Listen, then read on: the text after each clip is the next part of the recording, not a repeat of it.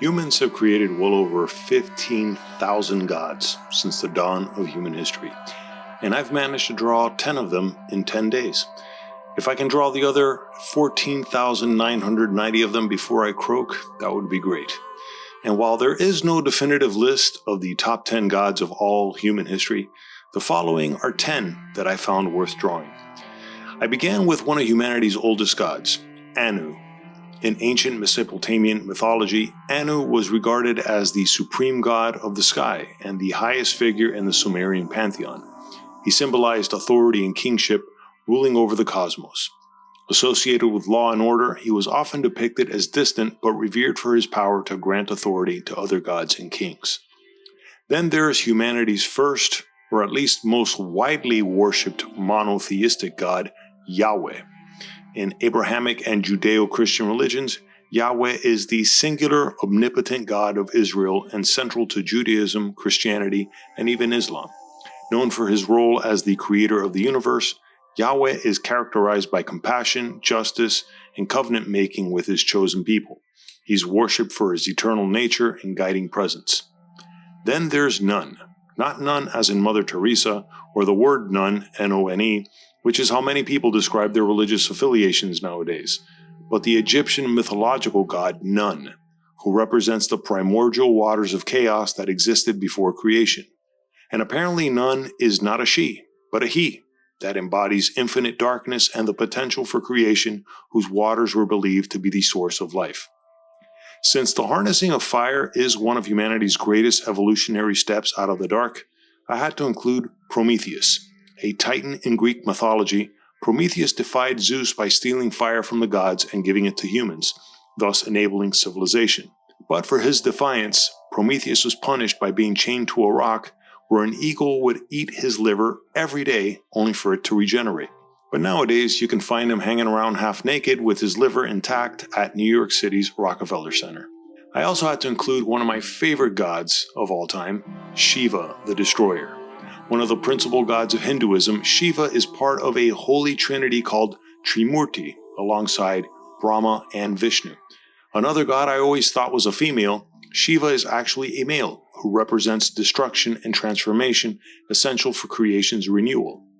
Often depicted with a third eye and a serpent around his neck, Shiva is a complex figure embodying asceticism, fertility, and cosmic balance.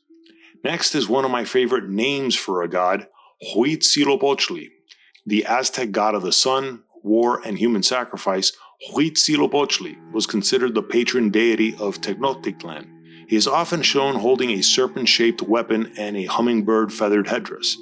His daily struggle against darkness symbolized the perpetual need for ritual offerings to sustain cosmic order. Then there's Thor. In Viking and Norse mythology, Thor is the god of thunder, storms, and protection. Wielding the mighty hammer Mjolnir, Thor's strength and loyalty made him a beloved figure, representing bravery, fertility, and the common people, which is why nowadays he is a comic book superhero with his own movie franchise and even has a day of the week named after him, Thursday. Having grown up Catholic and knowing that even priests drink wine every Sunday, I had to include Dionysus, the Greek god of wine, festivity, and ecstasy, who also symbolizes rebirth and chaos. He was associated with theater and ritual madness, challenging societal norms.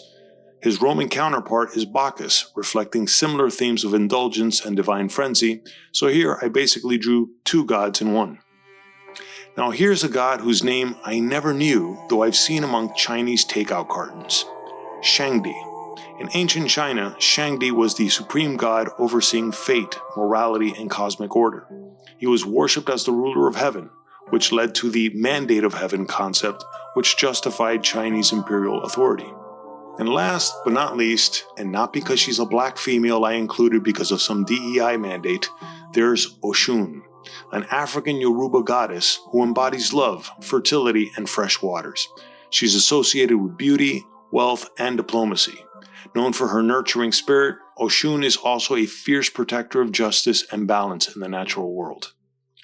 Now I will admit, my original plan was to draw a god a day for the rest of my life and create a one-stop shop collection of as many gods from as many different religions, past and present, to demonstrate how gods are created by men, not the other way around.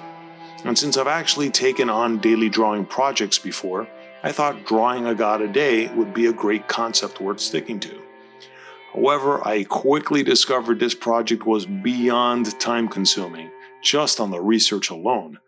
Yet I will continue to explore this concept, just not on a daily drawing basis, and not even on a god-by-god basis, but by combining and fusing religious symbology for a project I like to call Dissecting Faith Through Spiritual Syncretism. So for people who follow my channel, and for anyone new to the channel, hopefully this will be as fun for you to watch as it is for me to attempt. I just hope I don't lose any existing subscribers or new viewers to the channel, since some people may find this experiment to be offensive to their beliefs. But the mission of this project is to explore not only the concept of God and faith, but why our brains feel the need to create and believe in gods in the first place. Why do we need these gods to feel we're connected to something greater than ourselves, instead of realizing we're literally part of something greater than ourselves, beginning with this planet, the universe, and simply our own circle of family and friends? Why isn't that enough for most of us to accept and embrace for a fulfilling life? I sincerely hope to enlighten, and dare I hope inspire people to search within themselves, to find purpose and meaning in their own lives, instead of feeling the need to rely on demonstrably fabricated gods, especially ones that are so angry, judgmental, and vindictive. And of course there's a reason for that too, because almost every god humanity has ever imagined is really just a personification of life itself and what it has to offer, the good, the bad, and the mind-bendingly mysterious. There is so much to live for, despite how confusing and difficult life can be at times. Given all the suffering, both inevitable and avoidable, that plagues humanity, it's not for nothing why people have created gods throughout history in order to deal with that pain. But making up imaginary superheroes and sky daddies and mommies will do nothing to help us solve and even avoid the very problems that keep us from living fulfilling lives we're all capable of enjoying. So if there are any gods or spiritual concepts or symbols worth drawing and exploring, or if I got anything wrong in this video, please let me know in the comments below. But if you enjoyed this video, please give it a like, subscribe to the channel, hit the notification bell for upcoming videos, and check out the links below for my original art and merchandise, and thanks for watching.